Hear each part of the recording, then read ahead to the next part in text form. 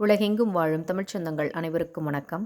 நல்லது சொல்வோம் எனும் நமது வழியொலி வழியாக ஆண்டாள் அருளிச் செய்த திருப்பாவை பாசுரங்களை நாம் தினம்தோறும் பார்த்து வருகின்றோம். அந்த வரிசையில் மார்கழி திங்களாம் 29ஆம் நாளான இன்று திருப்பாவையின் 29வது பாடலை பார்க்கலாம். இப்பாடலில் கோகுலத்தில் கிருஷ்ணனாக அவதரித்த பரமாத்மாவுடன் ஜீவாத்மாவாகிய தான் ஐக்கியமாகிவிட வேண்டும் என்று விரும்பிய ஆண்டாள் அதற்காக புனிதமான மார்கழி மாதத்தில் நீராடி திருப்பாவை பாடி கிருஷ்ணனை வழிபட விரும்புகிறாள். அவன் அருள் இருந்தால்தானே அவன் தாழ் பணிய முடியும்.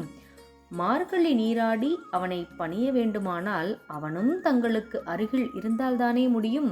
எனவே கிருஷ்ணனையும் எழுப்பி தங்களுடன் யமுனைக்கு வருமாறு அழைக்கின்றாள். அதற்கும் முன்பாக தான் பெறப்போகும் பேரின்பம் தன்னுடைய தோழியர்களும் பெற வேண்டும் என்பதற்காக ஒவ்வொரு பாடலாக பாடி அவர்களை எழுப்பி தன்னுடன் அழைத்து வருகின்றாள். நிறைவாக கிருஷ்ணனையும் எழுப்பிவிட்டாள்.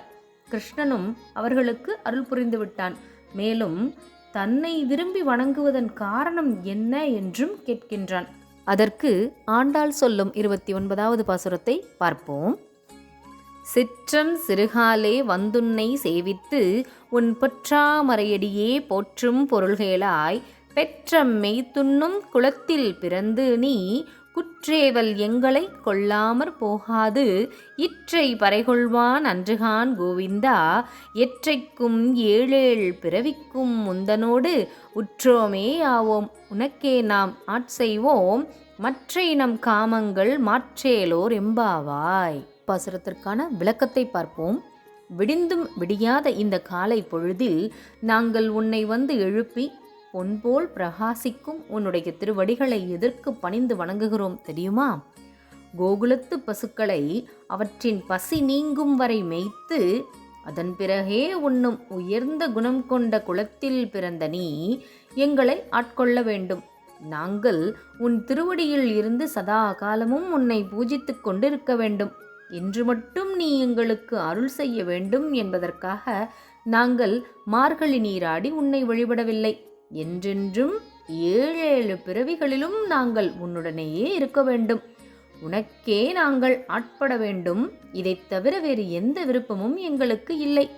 அப்படி உன்னிலிருந்து மாறுபட்ட ஒன்றின் மேல் எங்கள் விருப்பம் சென்றால் அந்த விருப்பத்தை போக்கி என்றும் உன்னிடமே எங்கள் மனம் லைத்திருக்கும்படி செய்ய வேண்டும் என்று ஆண்டாள் பிரார்த்திக்கின்றாள். கிருஷ்ணன் பரமாத்மா, பூமி தேவியின் அம்சமாக அவதரித்த ஆண்டாள் ஜீவாத்மா. உலகத்தில் மனிதர்களாக பிறக்கும் நாம் எல்லோரும் ஜீவாத்மாக்களே. நம்மை நம்முடைய புண்ணிய காரியங்களால் ஆட்கொண்டு நமக்கு மீண்டும் பிறவாத வரம் அருளி நம்மை தன்னுடனேயே சேர்த்து கொள்ளும் இறைவனே பரமாத்மாவாகும். அந்த பரமாத்மாதான் நாமெல்லாம் உய்யும்படி கிருஷ்ணனாக அவதரித்தார். நம்மை எல்லாம் இறைவனிடம் ஆற்றுப்படுத்த விரும்பிய பூமாதேவி ஆண்டாளாக திருவில்லிபுத்தூரில் அவதரித்து தன்னுடைய பாசுரங்களால் நம்மை பகவானிடம் ஆற்றுப்படுத்துகின்றாள். இப்படி ஆண்டாள் நமக்கு அருளிய இந்த திருப்பாவை பாசுரங்களை பக்தியுடன் பாராயணம் செய்தால் கிடைக்கக்கூடிய பலன்களை பற்றியும் ஆண்டாள் திருப்பாவையின் நிறைவு பாசுரத்தில் அருளியிருக்கின்றாள். நன்றி, வணக்கம்.